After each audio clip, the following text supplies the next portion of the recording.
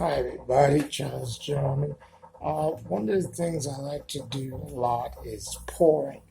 I find them to be very uh, relaxing because it's very easy to do.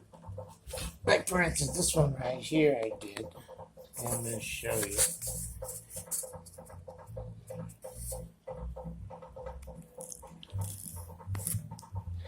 Right here, these are the two pours that I recently did.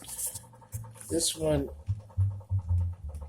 I was inspired by the Juneteenth celebration, and that's exactly what it's called. It's my rendition of Juneteenth.